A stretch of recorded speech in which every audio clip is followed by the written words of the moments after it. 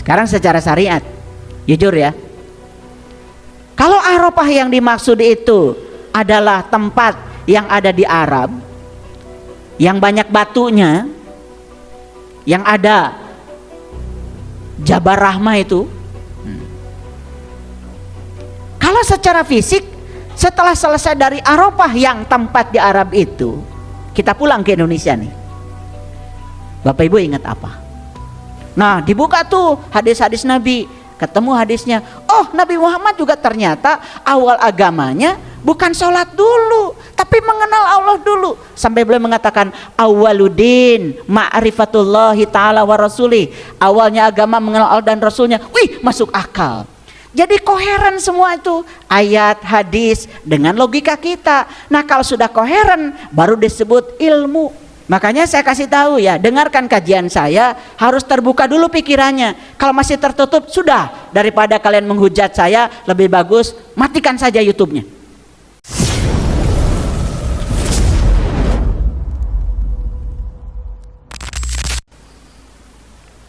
Atau belum mengerti? Nah ini ya, makanya ya, kalau mau pengajian dengan saya pagi-pagi minum jus, biar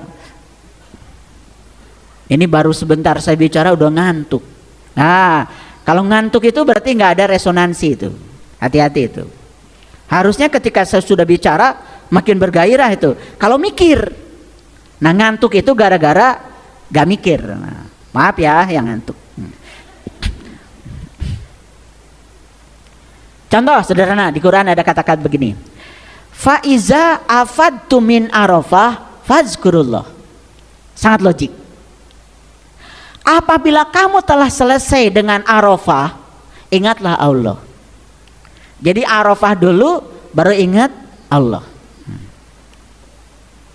Sekarang secara syariat, jujur ya, kalau arafah yang dimaksud itu adalah tempat yang ada di Arab, yang banyak batunya, yang ada Jabal Rahmah itu, kalau secara fisik setelah selesai dari Arafah yang tempat di Arab itu, kita pulang ke Indonesia nih, Bapak Ibu ingat apa? Ingat apa? Ingat tempat itu kan? Coba saya nanya nih, yang pernah ke Arafah sana, sudah pernah duduk-duduk di batu sana, sudah lihat ada tugu, katanya itu pertemuan Adam dan Hawa katanya, ya, pulang dari sana ingat gak yang disaksikan di sana? Nah, ingat tempat atau ingat Allah? Ingat tempat. Padahal perintahnya faiza afadtu min arafah fazkurullah. Apabila kamu telah selesai arafahmu, ingatlah Allah. Sedangkan kalau kita hanya pergi ke tempat yang disebut Arafah oleh kita di Arab sana, kan pulang dari sana bukan ingat Allah, ingat tempat itu, batu-batuannya sampai ingat. Betul nggak? Oke. Padahal perintahnya ingat siapa? Ingat Allah. Berarti harus mikir. Jadi Arafah yang dimaksud Al-Quran itu apa? Ya syariatnya memang ada di sana, sudah disepakati tempat wukuf. Oke? Tetapi faktanya sepulang dari sana kan kita nggak ingat sama Allah. Apa artinya Arafah? Nah mikir nih, mikir. Oh ternyata Arafah itu bahasa Arab, artinya mengenal. Apa? Mengenal. Nah kalau diartikan Arafah tuh mengenal, mengenal siapa? Karena yang harus diingat adalah Allah, berarti kita harus mengenal Allah. Mulai masuk? Mulai masuk. Makanya ayatnya faiza afadtu min arafah fazkurullah. Apabila kamu telah mengenal, ingatlah Allah. Masuk akal? Jadi kalau begitu hierarkinya, ingat dulu, mengenal dulu. Oke, masuk kan? Suratnya udah masuk, pesannya udah masuk. Oke, jadi kenal dulu, baru bisa ingat. Karena kita tidak mungkin mengingat sesuatu yang kita nggak kenal. Paham sampai sini? Oke. Sampai di Quran itu dikatakan, fazkurullah kazikrikum aba'akum. Mengingat Allah itu persis seperti kamu mengingat abi, bapak. Sekarang saya tanya, Bapak Ibu ingat gak sama bapak sekarang? Ingat, kenapa? Karena kenal. Nah, saya jangan dipaksa bisa mengingat bapakmu, karena saya nggak kenal. Bapak saya kan Agus, ayah. Lah Agus di Jawa Barat. Apalagi Asep. Sampai ada kumpulan nama Asep. Betul nggak? Bapak saya Sugeng. Nah, di Jawa itu ternyata nama Sugeng banyak banget. Sampai ada komunitas Sugeng semua. Betul nggak? Betul nggak? Nah, kan sebetulnya itu bukan, Sugeng itu bukan barang. Sugeng itu kan nama. Kalau saya sebut Sugeng, kan tetap saya nggak bisa ingat sama barangnya. Saya cuma ingat namanya. Clear sampai sini? Oke. Nah, ini kan ngaji cerdas namanya. Jadi masuk akal nggak ayat itu hierarkinya? Apabila kamu telah selesai arafahmu, ingatlah Allah. Selesaikan dulu arafahmu, baru kamu akan ingat sama Allah. Berarti ada tugas tuh dari surat itu. Tugasnya apa? Oh, saya harus mengenalnya supaya saya bisa mengingatnya. Nah, dibuka tuh hadis-hadis Nabi. Ketemu hadisnya. Oh, Nabi Muhammad juga ternyata awal agamanya bukan sholat dulu, tapi mengenal Allah dulu. Sampai beliau mengatakan awwaluddin ma'rifatullahi ta'ala wa rasulih. Awalnya agama mengenal Allah dan Rasulnya. Wih, masuk akal. Jadi koheren semua itu, ayat, hadis dengan logika kita. Nah, kalau sudah koheren baru disebut ilmu. Karena ilmu itu tidak boleh berlawanan dengan akal. Sampai sini masuk? Suratnya udah masuk. Coba bacanya cuma sepenggal aja. Faiza afadtu min arafah fazkurullah. Berapa juz itu? Berapa juz? Cuman satu penggal saja, satu juz juga enggak gitu. Nah, sekarang Bapak Ibu baca satu juz. Satu enggak ngerti bahasanya, bacanya juga keras-keras, memaksa orang lain supaya mengerti. Sementara kita yang sudah baca keras-keras itu ditanya, tadi kamu baca satu juz dapat apa? Jawabannya apa? Hah? Gak dapat apa-apa. Besok baca lagi. Dapat apa lagi? Gak dapat apa-apa lagi. Besok baca lagi. Gak dapat apa-apa lagi. Sudah berapa kali tamat baca? Tuh. Baca bismillahirrahmanirrahim saja sudah berapa ribu kali, sampai sekarang gak tahu mengamalkannya seperti apa. Saya pernah mengajarkan bismillahirrahmanirrahim. Ada orang yang datang ke rumah 2 jam, dia ambil konsultasi dengan saya, nangis setelah itu. Saya bilang, kamu boleh baca bismillahirrahmanirrahim setelah ini, tapi satu, sadari kalau kamu datang ke dunia ini untuk tujuan Allah. 2, kamu datang ke dunia ini direncanakan oleh Allah. 3, kamu datang ke dunia ini harus mewarisi sifat-sifat Allah yang kamu wakili. Berikutnya, kamu datang ke dunia ini harus menjadi kepanjangan tangan Allah, menyampaikan cinta kasih Allah. Kamu datang ke tempat ini harus menjadi pembawa berkah seperti Allah. Berat katanya ayah ngamalkan bismillahirrahmanirrahim. Ya berat kalau disadari. Tapi kalau cuma mengucapkan sekedar hafalan, tidak pakai mikir, gampang. Kan banyak yang baca bismillahirrahmanirrahim, betul nggak? Marah tetap, kesel tetap, ngomongin orang tetap, katanya atas nama Allah yang Maha Pengasih dan Maha Penyayang. Benci orang tetap, dendam tetap. Gak malu gitu. Katanya wakil Allah, ingin menyampaikan rahman rahimnya Allah. Di dalam dirinya masih ada kebencian, masih ada hujatan, tidak suka perbedaan. jadi munafik. Karena orang munafik itu cirinya sederhana. Dia kalau berbicara itu dusta. Kalau dikasih amanat dia khianat. Itu orang munafik begitu. Dia tidak bertanggung jawab terhadap yang dia bicarakan, yang dia katakan. Ada ayat lain di Quran. Fa iza qadaikum manasikakum fazkurullah. Apabila kamu telah menyelesaikan hajimu, ingatlah Allah. Dan itu diulang-ulang. Haji dulu, baru ingat sama Allah. Masuk akal. Haji artinya apa? Berkunjung ke Baitullah. Apa tujuannya berkunjung ke Baitullah? Kan ingin bertemu yang punya rumah. Coba, kalian berkunjung ke rumah saya.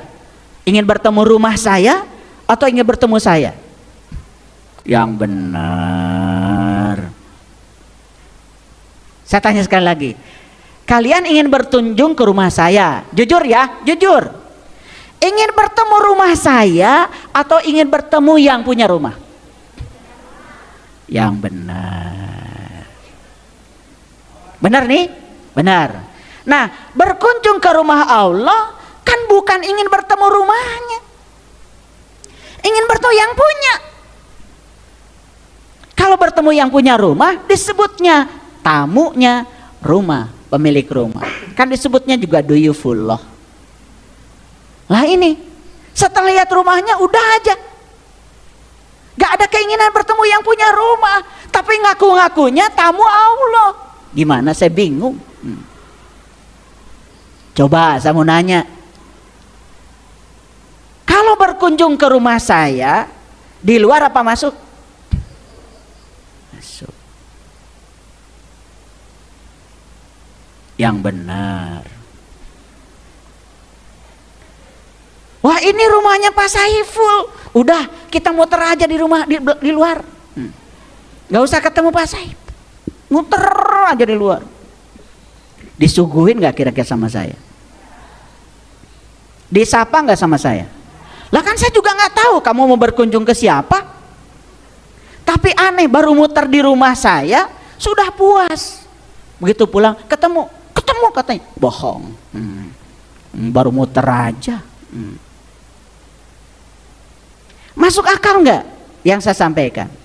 Tapi berapa banyak manusia yang mengklaim baru bertemu rumahnya saja seolah-olah sudah bertemu yang punya rumah. Padahal di Quran jelas sekali, li'ilafi Quraisy ilafihim rihlatas sita'i was-shaif falyabudu rabb hadzal bait. Sembah yang punya rumah, sembah yang punya rumah. Malah menyembah rumahnya.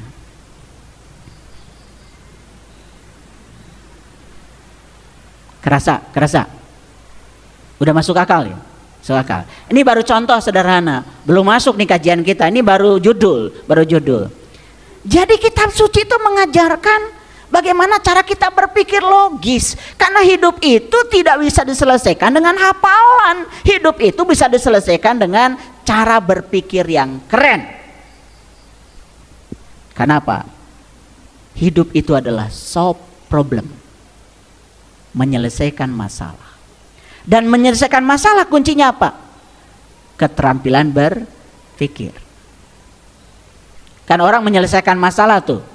Contoh. Ya. Karena tinggal di tempat yang panas, di Jakarta misal, kan ada masalah. Masalahnya apa? Hareudang. Betul nggak? Itu masalah. Maka untuk menyelesaikan masalah itu berarti saya harus menciptakan alat untuk menurunkan suhu supaya saya bisa tinggal di suhu yang saya ingin. Yes? Oke. Suhu di Jakarta 33 sampai 36 derajat Celcius.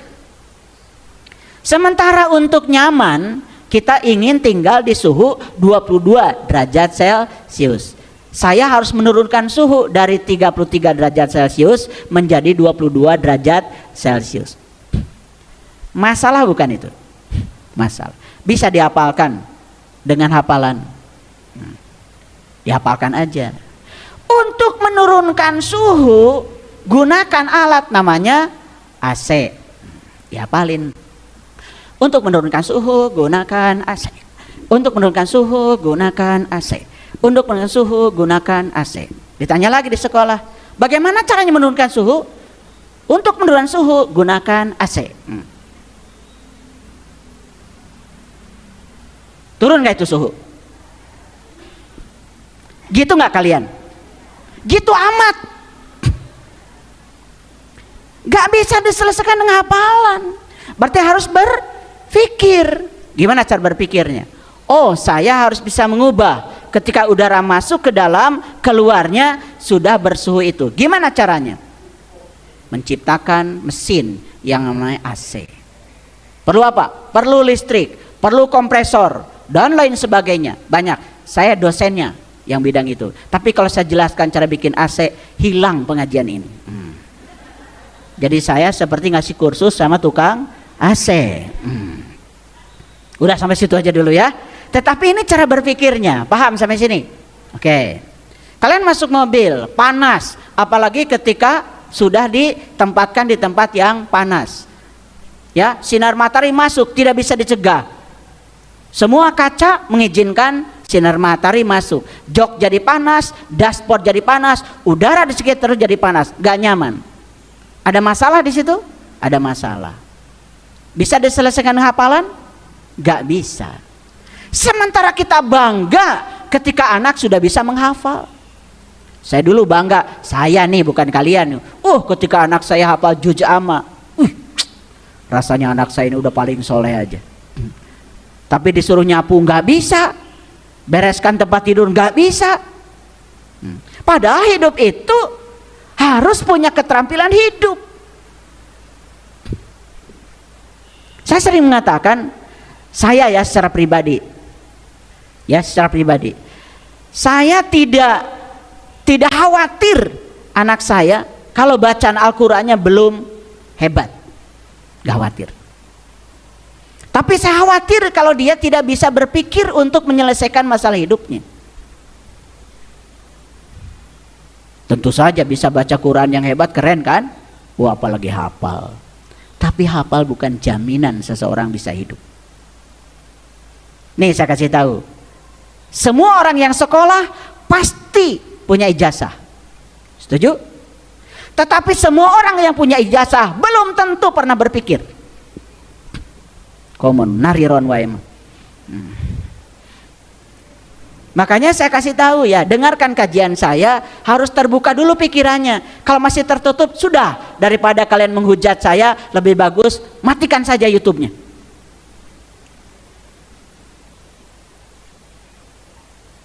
Oke, ini baru judul. Kerasa sekarang? Oke. Jadi Quran tuh hebat ya strukturnya. Perhatikan lagi. Fa idza qadaitukum manasikakum fazkurullah. Fa idza qadaitum manasikakum fazkurullah. Apabila kamu sudah menyelesaikan hajimu, ingatlah Allah. Ternyata untuk ingat Allah itu harus berkunjung ke Baitullah. Berarti berkunjung ke Baitullah harus berjumpa dulu dengan pemilik rumahnya. Setelah berjumpa dengan pemilik rumahnya, baru bisa ingat kepada Allah. Masuk akal? Masuk akal. Jangan nyender, tidur ntar. Makanya kalau ngaji jangan nyender, ya, karena kalau nyender hilang kesadaran. Oke, lanjut. Apabila kamu telah menyelesaikan arafahmu, ingatlah Allah. Ternyata arafah dulu baru ingat kepada Allah. Keren nggak? Tapi pernah nggak Bapak Ibu berpikir? Dibaca berulang-ulang. Faiza afadtum min arafah fazkurullah. Min idhar. Begitu ditanya isinya apa? Lebeng we. Lebeng bahasa apa ya? Bahasa Garut, bahasa Garut. Ini Garut ini nggak bisa hilang ya. Karena saya setiap hari di rumah juga pakai bahasa Sunda bicara. Apalagi kalau sama orang tua, sama keluarga pakai bahasa Sunda. Karena itu kan bahasa ibu saya. Jadi maaf ya kalau suka nyelonong lebeng gitu ya. Ya, tapi kalau menggunakan gramatikal bahasa rasa langsung ngerti ya, walaupun yang tidak ngerti bahasa Sunda. Lebeng itu poek, tuh bahasa Sunda lagi. Betul nggak? Iya. Jadi sudah berulang-ulang, padahal baca Al-Baqarah sudah berulang-ulang kan, tapi nggak ngerti. Yang lebih lucu lagi ketika tanya, sudah selesai baca Al-Baqarah? Sudah. Al-Baqarah itu apa? Nah itu. Judulnya aja sampai nggak inget. Itu saya pernah nguji teman saya. Mohon maaf ini, dosen loh, seruang dengan saya, tapi udah meninggal. Saya membicarakan beliau bukan karena sudah meninggal, bukan. Jadi saya pernah bertanya, ya, Pak, sebetulnya kursi yang Bapak itu warnanya apa? Itu sudah bertahun-tahun tinggal di kursi itu. Saya tanya warna kursinya apa? Mama nggak bisa jawab. Saya bingung gitu. Loh, berarti dia duduk selama ini nggak sadar. Warna jok kursinya tuh nggak inget.